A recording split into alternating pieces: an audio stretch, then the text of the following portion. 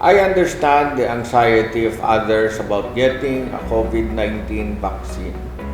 There are a lot of fake news circulating online about its side effects. But as your father that you can trust, it is my responsibility to help you have a deeper understanding of the importance of COVID-19 vaccine. While more vaccines are being developed to cope with the demands all over the world, they are all evaluated in clinical trials, and routine procedures remain in place to ensure our safety. Mga palangga ko nga mga Ilonggo, safety is a top priority, and there are many reasons to get vaccinated.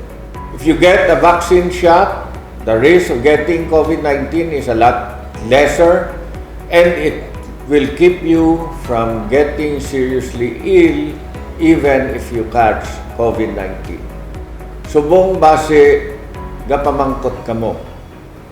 Nga mapabaksin ka kung pwede ka man gihapon malatnan.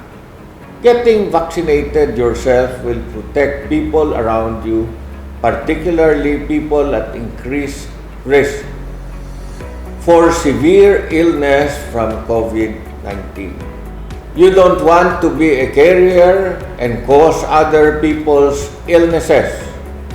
By getting a vaccine shot, you are not only protecting yourself, you are also keeping everyone around you safe from possible COVID-19 transmission. I understand that many of you are still skeptical in getting a vaccine, but I want to let everyone know na kugid ang mauna pabakuna to earn your trust and confidence nga magpabakuna man kamo. Akon kamo ginaagda nga magpabakuna. Ululupod kita nga magbato sa sini nga pandemya.